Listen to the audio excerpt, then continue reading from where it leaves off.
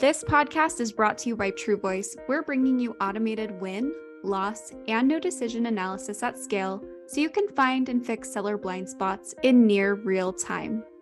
With automated customer feedback from every opportunity, you'll uncover what buyers truly care about when purchasing, what your competitors are doing to adapt, and how the experience with your sales reps impact win rates. With this new insight, your sellers automatically receive the right science-backed sales training from Corporate Visions based on their individual strengths and weaknesses. It's time to get more from your win-loss analysis. TruVoice moves you from just-in-case to just-in-time coaching and training. Visit us at www.truvoice.io and start winning more today.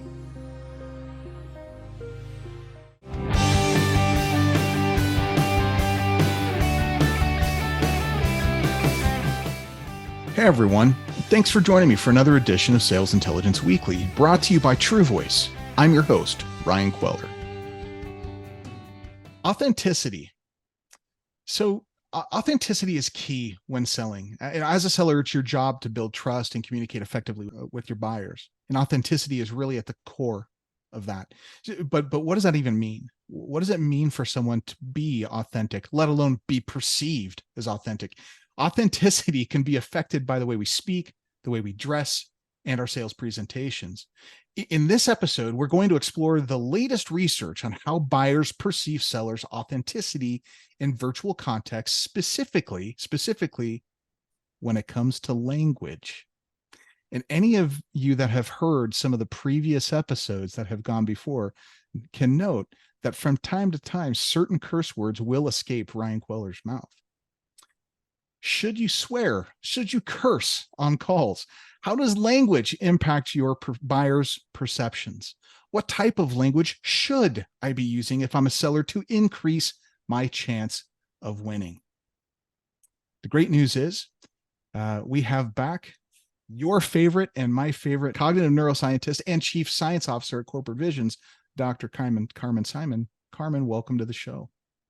Thank you so much for inviting me, and everyone, welcome. I'm excited to speak about this topic because language is pervasive, and let's see what we can do or what we must avoid when it comes to using specific type of language, especially to impact the level of authenticity that our buyers perceive. Language to avoid. Okay, I feel something happening here. So we'll see where we go with this.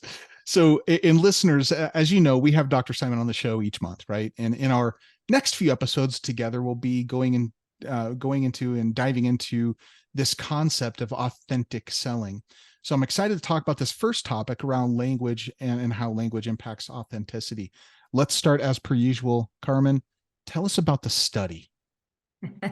Yes, let's think about how the study was set up, and I like how you're repeating the word language, because if we think that we will get some practical guidelines around cursing or not cursing, when people do curse and others don't endorse it, you might hear, especially parents, say language.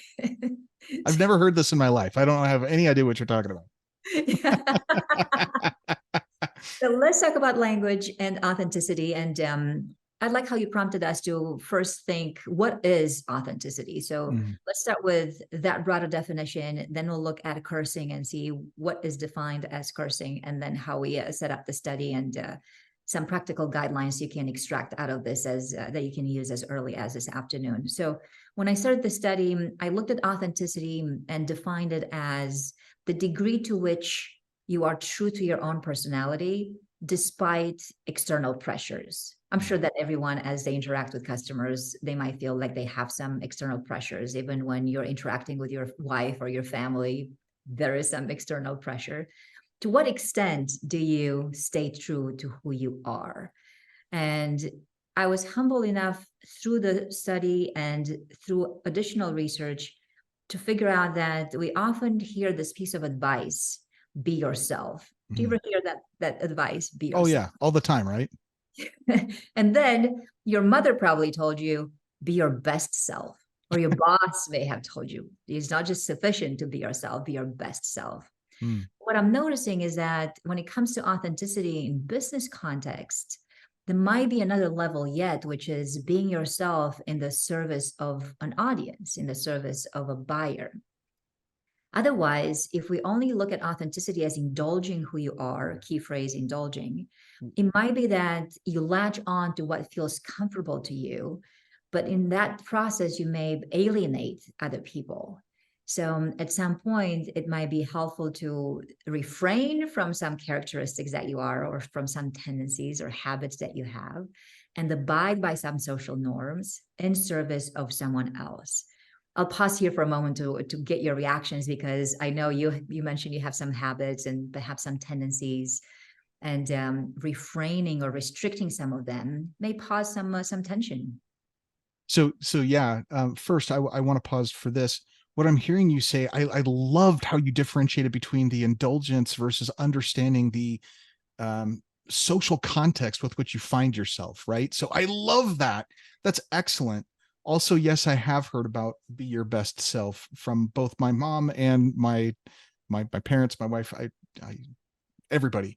And maybe that's telling me something. Maybe I need to be more aware of my social context, perhaps.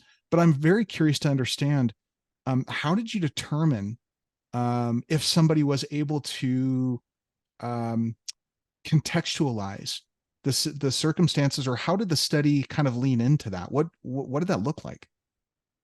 Yeah, so if you start with these levels of be yourself, be your best self, and then be your best self in service of an audience, I was then reflecting on what are some situations in which we might have to refrain or tame our habits. It's almost like a tiger looking for a cage, not to be imprisoned, but rather to restrict some of its tendencies that might not always be so healthy, or they might sometimes be harmful.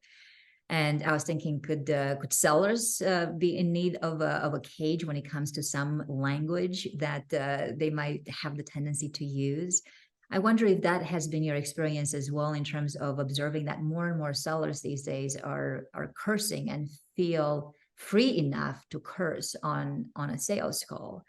And I'm also noticing that authenticity, while being the gold standard of any kind of buyer-seller relationship, is a bit harder to establish when the setting is virtual, because you can sense authenticity a bit better when you're in somebody's proximity. But when miles and screens separate us, then how do you sense that? Even right now, as we're having this conversation, you are virtual. We are not real, and authenticity and being real are so intertwined. So how does language then impact a virtual buyer? That was one of the broader questions that we're looking at through this study. And also, I feel like authenticity these days is in dire need of being approached a bit more scientifically, because of the advent of AI. Buyers now are more and more used to having AI bots fill websites or write emails or articles or proposals. And sometimes they detect it and sometimes they do not. So that means that as we are colleagues with the machine, at some point we may want to differentiate what's authentic and human versus what's not. So we have a bigger responsibility, I feel like, in terms of establishing authenticity. So let's look at it from the angle of language, and especially cursing. How do we define cursing, first of all?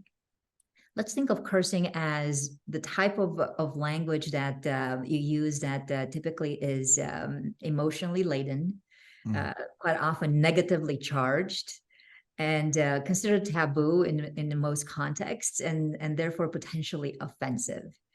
I'm sure that as I'm describing this definition, a lot of people can come up with their own examples. Like when you think cursing, I don't know if we can state these, but what words come to your mind? Oh, really heavy words like gosh or darn it, or golly. No, I mean, there's the standard set of questions that I think might be censored by, television networks, right? So, and apparently we're getting a note from our producer that says that we can swear on the show. So, but one of my favorites is shit. I use that almost interchangeably with almost anything. So personally, that's one of my favorites. I love to hear that, because I think most people have their go-to phrases, because cursing exists in most languages on the planet. We were discussing a little bit privately before the show in terms of cursing in multiple languages. And because it is so prevalent and linguistically universal, you have to then agree that it would have had to serve some function. Otherwise, it wouldn't exist so globally and for so long. I'm sure that our ancestors would have had their own phrases as they stubbed their toes against rocks. And scientifically, it has been shown that cursing does have some emotional and cognitive and even physical benefits and good consequences. For example, if we all did an experiment right now and I asked all of us to immerse our hands in iced water, many of us would be able to handle that situation a lot better and to muster through the pain if we are allowed to curse versus people who are not allowed to curse but do the exact same activity. If you are a tennis fan and you watch tennis matches and you ever hear people grunt, some players will grunt more than others. That too is that same kind of body reaction in the sense of going and defeating some pain or allowing all that you have to immerse. And in some instances, cursing is no different. Has that been your experience as well when you're using or you're engaging in some good old-fashioned curse words? Oh, of course. And what I latched onto there is the defeating of pain. So it's true. So there's this like my best self when I'm cursing. So if we were looking at good, better, best in terms of cursing ability, is typically when I am negatively emotionally charged, and oftentimes there's either physical or emotional pain. For me, I think it's probably more physical pain than emotional. But I don't know. I need to pay attention to that to see which is which, where I swear better, where I can string them together beautifully. Is it more physical or emotional? But yeah, totally. And typically what you would string together beautifully, as you put it, are words related to religion, sex, and bodily secretion. Now that we know what your favorite one is, those are usually the combinations that we would engage in as we use saltier or more colorful language. And most people recognize what is mild, medium, and strong. So before we set up the study, we did a pre-study, a pilot study, to make sure that what we considered to be mild curse words like gosh and heck, other people would too. What we consider to be slightly stronger and strongest, other people would agree. And in this pilot study, we had B2B participants rate some words in terms of their intensity. And I was intrigued how fairly easy it was to reach, it's called the inter-rater agreement, meaning that if you say a word and I say a word and other people are hearing this, they are agreeing that what we said was medium or mild or strong cursing. Usually it takes a while to reach that inter-rater agreement, but for curse words, it was just very, very quick. We did not have to struggle too hard to make sure that what we considered to belong in some categories, indeed it did. Was there any, I'm curious, did you do a cross-cultural reach? So for example, somebody in South Africa, somebody in Australia, somebody in England, somebody in China, Southeast Asia, and the United States, we're going to say different words. One of my favorites, we have family in Montreal, in Quebecois, there's a word they use that is tabarnak, which is tabernacle, which is a religious reference, which you're talking about. But that is like a very bad swear word in Montreal. But if I say tabernacle, to my people down here, they're like, okay, cool. What are you talking about? What? So was that taken into consideration in this study? For the pilot test, yes. So when we created the final presentation that would be part of the neuroscience study, when you show up for a neuroscience study, you want to have the best stimulus possible that has already been pre-tested, if at all possible. And for the pretest, we had people from various parts of the world do this inter-rater agreement process. And that's why by the time we showed up with these three conditions, mild, medium, and strong, many of these cultures agree that those were indeed mild, medium, and strong. And for the words that we chose them in such a way that they will have been part of a business context. So the tabernacle that you're mentioning, it's probably hardly ever the case that you might find that when somebody presents you with a tech solution. It's not impossible, obviously, because creativity abounds. But we chose words that would have naturally fit, especially at the beginning part of a solution selling process, because usually per CVI frameworks that are used in selling contexts, you start a sales presentation by remarking some trends or some shifts in the industry. And when things shift in the market, usually those are more emotionally charged. And the content that we picked for this was something related to cybersecurity, which already has some negatively valence undercurrents. Oh, and yeah. Given that context, then it felt natural for the presenter to pick some of these phrases and say, you will never believe what's happening in the industry right now. Check this out and listen to this and view this other thing, and intersperse a few curse words within that.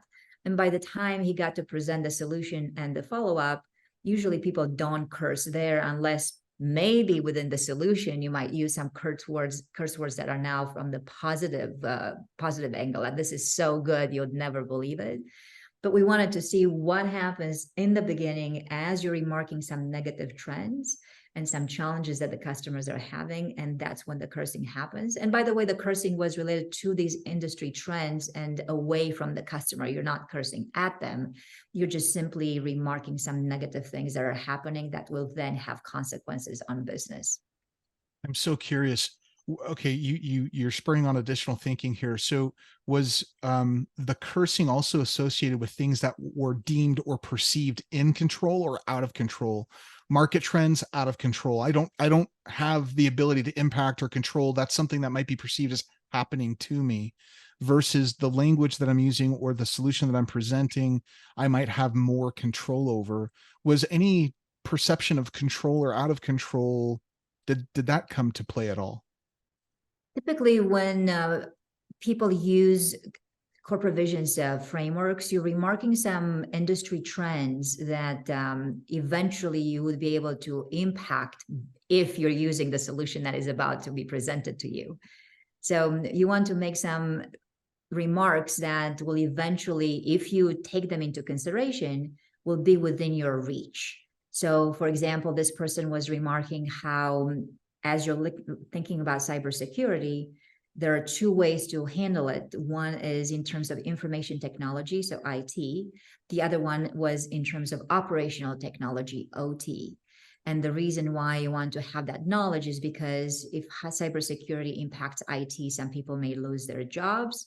But if in OT, if somebody attacks a physical device like an oil rig, people may lose their lives. It was around this loss of lives that some curse words were happening. Like, this is just so emotionally charged and so important to understand that you cannot possibly do it justice by using some clean language.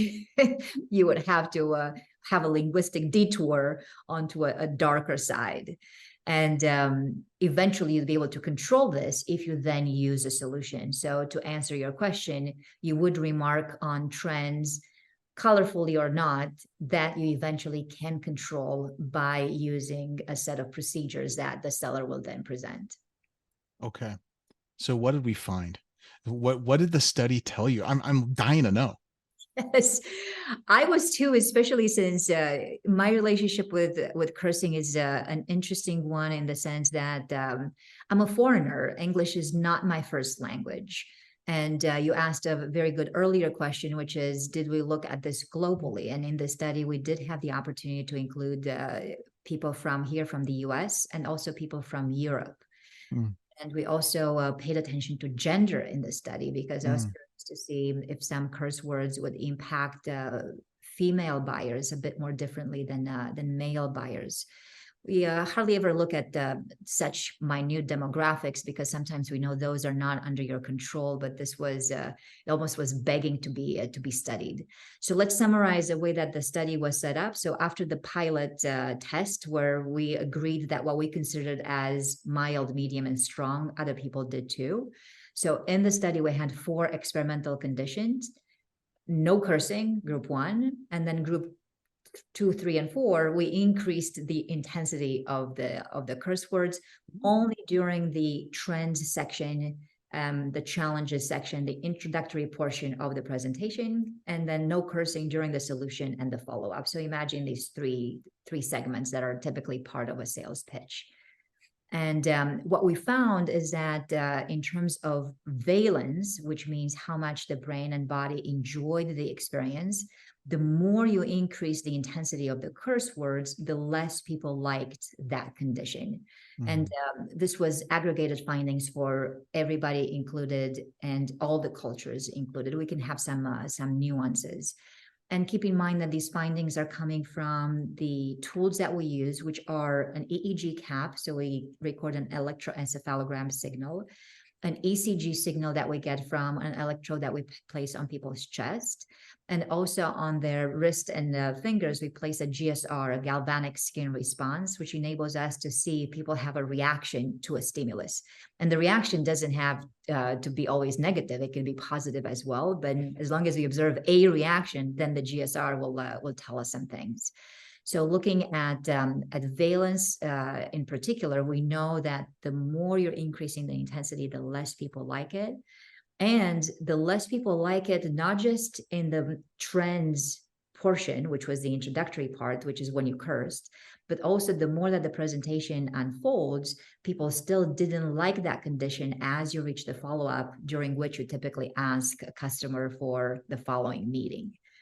I'll pause here to see your reaction, speaking of reactions. So what I'm understanding is the more intense or the higher level of the curse word, the perceived curse word, or agreed upon, because it sounds like everybody agreed kind of where they fell in what categories, Yes. The less likely they were to respond positively to the word or the context. Exactly. They were in terms of valence, and we look at this other dimension called arousal, meaning how alert and the way people are during an experience. The more that the intensity increased, the more amped up they were, but in a negative kind of sense. But I also noticed that speaking of reactions, we often look to see whether people have the same reactions at the same time. So we will calculate a synchronization score. And that's called an ISC, an intra-subject correlation, where we want to see if people are on the same wavelength in terms of their EEG signals at any given moment. And we were noticing that people were the least synchronized during the highest level of intensity for cursing. Ooh, that's interesting. What does that mean? Okay, that's interesting. What's that mean? So when we calculate the score, we look to see if people are on the same, their EEG waves, their EEG frequencies are similar in a way that is relevant to learning. So if you and I are exposed to the same stimulus, in this case, it was at the presentation on the cybersecurity solution. Let's just say we're looking at slide 3. And if you and I have the similar EEG waves, then we are synchronized in such a way that after the fact, we would have been likely to learn the same things. And usually that's because that synchronization is associated with paying attention to the same things. And as a result of that, you have some shared understanding of the same things.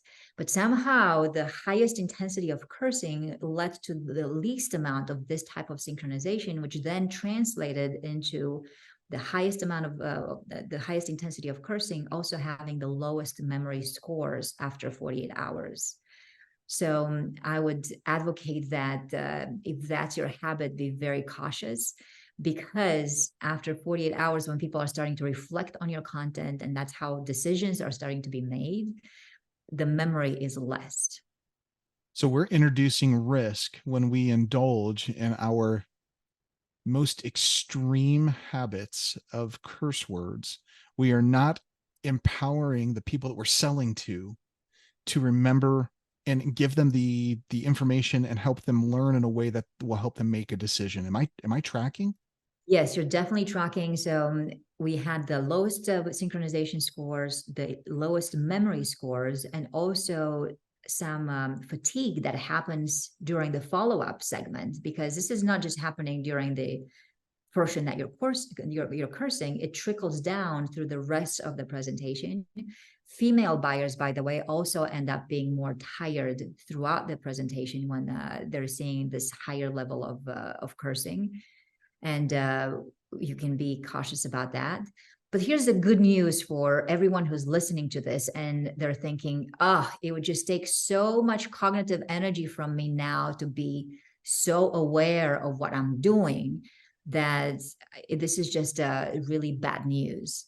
You can take advantage of the situation, because another twist that we had to the study was that for some buyers, we primed them. And we said ahead of time, just so you know, there might be some cursing in this presentation. Okay. So the results that I just presented were for the non-primed groups, the ones that had no idea that suddenly I'm going to be faced with this F-bomb as top people are talking about cybersecurity risks. Like, it totally took me by surprise, versus people who were primed and they thought, at some point this person might really indulge their habits. And when you are preemptive about it, and you might say something along the lines of, look, I get very excited about this topic. I may get just so much into it that my language might take all over and become a little saltier. Then all of those negative effects were counteracted. Whoa, counteracted. Okay, that's huge, actually. So when you say counteracted, the negative learning or the lack of learning that happens when they're not primed, it disappears. Yes. Whoa, that's actually surprising. I would not have guessed that. Me neither, because I would have guessed that a curse word is a curse word, and whenever it appears, especially in a business context, it's like, whoa, somebody may have told me, but I kind of totally forgot about it anyway, and now here it is. I'm faced with it. But it appears that if you talk about indecent influence, there might be a decent side to it if you prime the brain ahead of time. So, total side note here. One time years ago, probably 20 years, maybe not 20, quite 20 years ago, 18, 20 years ago, we were on a family trip and we were going to Lake Powell in southern Utah. By the way, unreal place. Just, it's like being on the moon. Red rocks, water. It's weird. It's fantastic. While there's water, while there's still water in it, I highly recommend checking it out. On our way home, we were in the car and we had our son's at the time favorite movie called The Sandlot. And it was a DVD it was playing. Love this movie. It's a totally wholesome movie. You know, it's about kids playing baseball. It's a great thing. But there's one point in this movie where there is a curse word, a single curse word that is said in the whole movie. And Tony, I think he was 3 or 4 at the time, he's watching this movie and it's about to come to this point in the movie when the curse word's going to come in. And my wife and I are sitting in the front of the car, we're driving, and he says, I'm going to say it. And we're like, what is he going to say? And the kid comes out and says, oh shit. And he says it in his high pitched little kid voice. And we lost it. It was the funniest thing we had ever heard. I almost crashed the car. Lucky that I didn't. But he primed us. He did exactly what you said. Unknowingly, he primed us for that curse word. Nobody was angry, and it was the funniest thing we'd ever heard. What an interesting finding. So how do you go about, what advice do you have for sellers? How do they tactfully go about priming if they don't want to totally overdo and cage their animal too much? How do they find that balance? How do they go about priming their buyers? Let's think about this for a moment, because as we think about the language that's being used on a sales call, first we have to be aware of some other stats that you may have heard from other sources that stem from big data. Like, for instance, these days you have organizations that may record sales calls, and they will detect the different phrases that are being used. And I remember reading some stats that were saying that when some curse words are present, they actually impact positively the final sale. So always be very cautious when you're looking at big data findings and when you have records of millions of calls, because just because one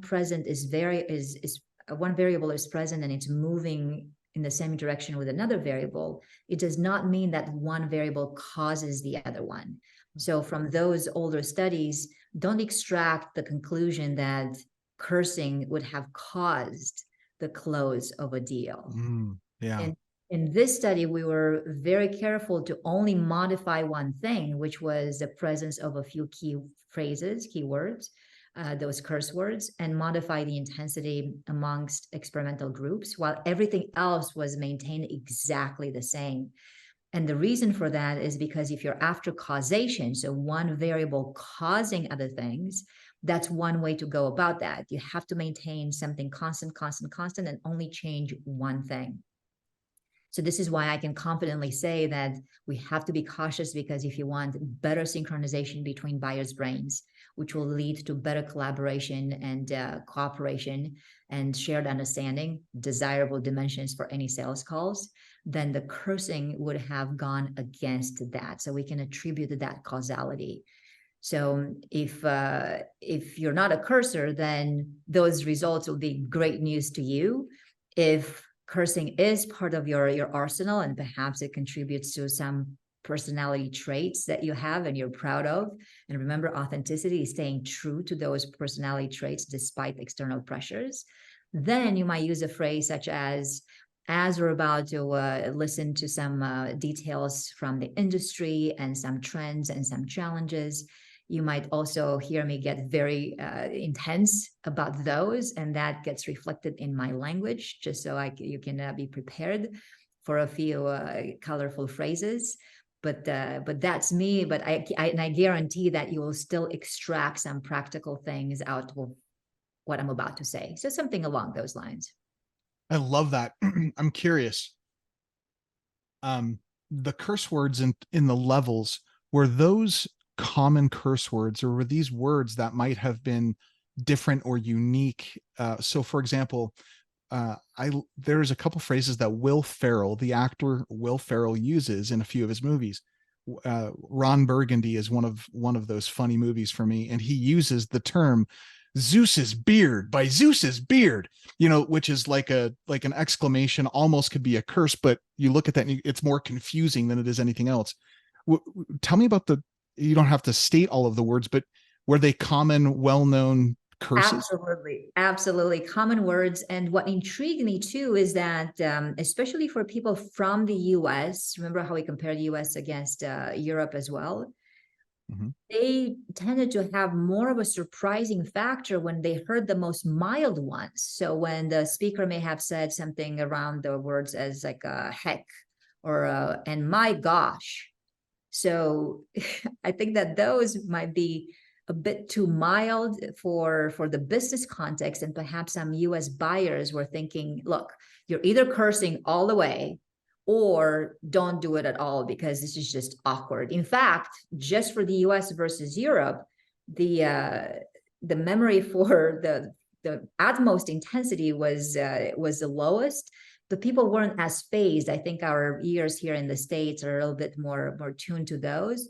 Whereas for European buyers, they will tune into almost any level of intensity, because I think that that's even less prevalent there. So the element of surprise is higher. Oh, that's fascinating. So did I hear that right? And I may have misunderstood this. Does that translate into the US buyers are more prudish than the European buyers? Is that an appropriate interpretation, or no? Or it could be more towards, if we are here in this business context and it's fairly intense and it's fairly high level, because these solutions that we are studying are associated with fairly high dollar amounts. So obviously you can imagine that the sales context are of a particular caliber. I think the buyer's brain is saying either curse all the way or don't do it in this mild kind of, just tampered fashion, because it just doesn't sound right. It just totally takes you by surprise. Okay, In other words, I think that an F-bomb would be performing a little bit better than a gosh or a heck. Okay, you heard it here first. I love that. Right? So if you're gonna do it, go all in, cannonball style. Get in the damn pool, right? Don't get in the gosh darn pool. Get in the damn pool. Okay, I love this. And prime the buyer ahead of time, and then you'll be good. Hey, sometimes when I get in the pool and the water is a little cool, I tend to get excited, and my emotional response sometimes could include curse words. Be prepared. Okay, I love this. So rounding out our conversation here, we always, and the things that I love about your studies the most is that you do these super complex, difficult studies, but you bring them to a very pragmatic conclusion. What do I do? Right? So priming the pump, priming the buyer is one of those. What do we do? What other advice would you give to sellers that are looking to be, authentic, not over the top, not prudish and gosh darn, but that Goldilocks zone of just right curse words? What other advice would you give them to be more authentic when selling? Yes, let's summarize this, because we said authenticity is critical in a buyer and seller relationship. It's a little difficult to implement, especially as we're separated from people by distance and by screens. And language is obviously one of the ways in which we can establish authenticity and bridge that geographical distance. And if we think about curse words in particular, know that there is a difference between individual swearing and social swearing. In your own intimacy, you'll get away with many things, and it may even help you out in terms of alleviating some pain and alleviating some emotional stress. But in a social setting, you have to now think, what is the impact of cursing? Sometimes people use it to establish some authority. Have you been in those contexts where the person who curses, especially who curses first, might be appearing as a bit more dominant? Sometimes people curse in order to establish some camaraderie. My husband is a pilot, and I feel like that type of group socializes around that more colorful language, the saltier language. But when it comes to buying and selling, be very, very cautious, because per our study, there were negative consequences to the utmost intense curse words. And you want to avoid those, because memory leads to decisions. So when we're observing fewer memories in people's brains, that means you have decreased chances of a decision to be made in your favor. And if you know that you can self-contain that kind of language, at least be preemptive about it in the beginning of the call, and then you will be indulging your best self in the service of your audience. This was awesome. I loved this conversation. Thank you so much for the study, and can't wait to get into the other pieces of the authentic kind of train that we're riding here, where we're going to cover what to wear. Like I said, a little nervous about that one. I may have some problems. And also live whiteboards and sales presentations, like how to be authentic with our dress and also our physical motion on the whiteboard and in our presentation. Carmen, Dr. Salmon, thank you for being here, and thank you for always making the smart stuff of the world accessible to people like me. I appreciate that to the utmost degree. Thank you so much. Thank you for inviting me. And listeners, we're going to do a part 2 in just a few weeks with Dr. Carmen Simon, again on authentic selling. So be sure to subscribe so you don't miss that episode.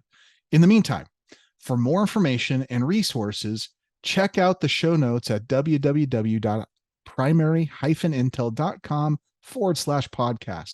And remember, no deal is out of reach. We'll see you next time